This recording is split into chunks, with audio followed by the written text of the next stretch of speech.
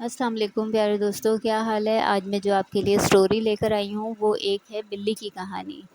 لاہور کے گنجان آباد علاقے میں اماں اپنے بیٹے، بہو، پوتے سفیان کے ساتھ رہتی تھیں۔ اماں کا پوتا سفیان بہت اچھا لڑکا تھا۔ وہ سب سے بہت پیار کرتا تھا اور سب کا بہت خیال رکھتا تھا، خصوصاً اسے جانوروں سے بہت پیار تھا۔ جیسا اسے جانوروں سے پیار تھا اتنا ہی اس کی دادی جانوروں سے نفرت کرتی تھی۔ ایک دن سفیان کہیں سے ایک بہت پیاری بلی لے کر آیا۔ اس کے دادوں نے بہت شور مچایا لیکن سفیان نے ان کی ایک نہ سنی اور بلی کو اپنے گھر میں رکھ لیا۔ اماں ہر وقت اسی فکر میں رہتی کہ کہیں بلی میرے بستر پر نہ سو جائے، برتنوں میں منہ نہ ڈالے، کیونکہ بلی سب گھر والوں سے مانوس تھی اور ان کے بستر میں گھس کر بیٹھ جاتی تھی۔ اماں بہت صفائی پسند تھیں اور سخت مزاج بھی تھیں۔ وہ بلی کو گھر سے نکالنے کی فکر میں رہتی تھیں، چونکہ وہ اپنے پوتے سے بہت پیار کرتی تھیں، اسی وجہ سے اسے برداشت کر رہی تھیں۔ پھر ایسا ہوا کہ بلی کچھ دنوں کے لیے غائب ہو گئی۔ اماں نے شکر ادا کیا کہ اس مصیبت سے جان چھٹی۔ ایک دن اماں سو رہی تھیں کہ ان کے کانوں میں ہلکی ہلکی سی میاؤں میاؤں کی آوازیں آنے لگیں۔ اماں فوراً اٹھ کر بیٹھ گئیں اور ارد گرد نظریں دوڑانے لگیں۔ جب سارے کمرے کو وہ متلاشی نظروں سے دیکھا تو اسے ایک کونے میں بلی اپنے 2 ننھے منھے بچوں کے ساتھ بیٹھی نظر آئی۔ اماں انہیں دیکھ کر آگ بگولا ہو گئیں۔ ایک بلی تو برداشت نہیں ہو رہی تھی، اب یہ 2 مصیبتیں اور بھی نازل ہو گئیں۔ اب تو میں انہیں ایک دن بھی اس گھر میں برداشت نہیں کروں گی۔ اماں نے ڈنڈا اٹھایا اور بلی کو مارنے لگی۔ بلی کے بچے ڈر کے مارے ادھر ادھر بھاگنے لگے۔ اماں کو یہ اندازہ ہی نہ ہو سکا کہ بلی سخت بیمار ہے اور وہ مار کھا ہی رہی ہے، لیکن بھاگنے کی کوشش نہیں کر رہی ہے اور نہ ہی اپنے بچوں کی طرح بھاگ رہی ہے۔ اماں نے بلی کو اتنا مارا کہ وہ زمین پر لیٹ کر تڑپنے لگی۔ وہ اماں کی طرف اداس نظروں سے گھورنے لگی۔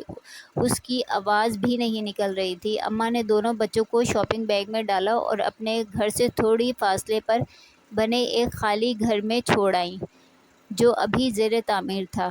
اس میں کوئی نہیں رہتا تھا۔ بلی کو سخت بخار تھا، اسے اپنے بچوں کا کچھ ہوش نہیں تھا۔ جب 2 دن بعد اس کی طبیعت کچھ بہتر ہوئی تو اسے اپنے بچوں کی یاد ستانے لگی۔ وہ سارے گھر میں بچوں کو تلاش کرنے لگی۔ باہر گلی میں جا کر بچوں کو ڈھونڈا لیکن بچے کہیں نہ ملے۔ شام کو تھک ہار کر اماں کے گھر میں داخل ہوئی اور سامنے بیٹھی اماں کو قہر آلود نظروں سے گھورا، لیکن اپنے پوتے کے خیال سے خاموش رہی، کیونکہ بلی کے بچوں کو نکالنے پر پہلے ہی پوتا اس سے کافی ناراض تھا۔ بلی اماں کو سوالیہ نظروں سے دیکھتی رہی کہ میرے بچے کہاں ہیں، لیکن اماں بھی نہ جانے کس مٹی کی بنی تھی کہ انہیں بلی پر ذرا بھی ترس نہ آیا۔ بلی کو بچوں کی بہت یاد ستائی تو وہ زور زور سے میاؤں میاؤں کرنے لگی۔ اماں نے ایک بار پھر ڈنڈا اٹھایا اور بلی کو مارنا شروع کر دیا۔ سفیان نے جب یہ دیکھا تو اس سے برداشت نہیں ہوا۔ اس نے دادی کے ہاتھ سے ڈنڈا چھین لیا اور کہنے لگا، دادو کچھ تو خدا کا خوف کریں، ایک تو آپ نے اس کے بچے جدا کر دیے، دوسرا اسے یہاں نہیں رہنے دے رہی ہیں۔ اماں نے اسے ڈانٹا اور غصے سے کہا، دفع ہو جاؤ میرے کمرے سے۔ سفیان نے بلی کو اٹھایا اور اپنے کمرے میں چلا گیا۔ اسے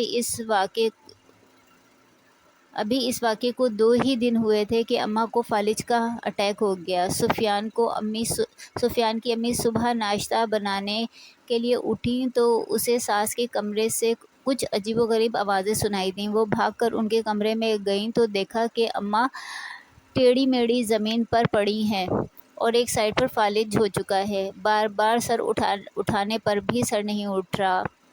اتنے میں سفیان کمرے میں آ گیا۔ دونوں نے مل کر اماں کو اٹھایا اور بستر پر لٹا دیا۔ سفیان نے اپنی اماں سے کہا، یہ بلی کو مارنے کی سزا ہے۔ سفیان کی امی کہنے لگیں، چھوڑو ان باتوں کو، پہلے ڈاکٹر کو بلا لاؤ۔ جب اماں نے پوتے کے منہ سے یہ الفاظ سنے تو ان کی آنکھوں میں آنسو آ گئے اور انہیں شدت سے اپنی غلطی کا احساس ہونے لگا اور رونے لگیں۔ دل ہی دل میں اللہ سے معافی مانگنے لگیں۔ اللہ کی لاٹھی بے آواز ہے، انہوں نے بلی کے بچوں کو بلی سے جدا کیا، اللہ تعالیٰ نے انہیں ایک ٹانگ اور ایک بازو سے محروم کر دیا، بلی اپنے بچوں کے لیے تڑپ رہی تھی۔ سفیان نے دل میں عہد کیا کہ وہ بلی کے بچوں کو ڈھونڈ کر ضرور لائے گا۔ وہ گھر سے نکل کر مختلف جگہوں پر بلی کے بچوں کو تلاش کرنے لگا۔ آخر اسے بلی کا ایک بچہ ایک خالی پلاٹ میں اچھلتا کودتا دکھائی دیا۔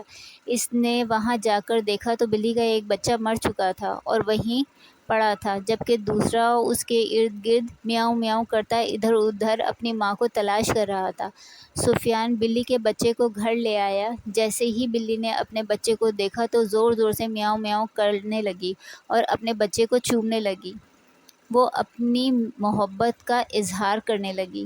اماں نے دل میں توبہ کر لی تھی کہ اللہ میاں مجھے معاف کر دیں، میں کبھی کسی کے بچوں کو اس سے جدا نہیں کروں گی۔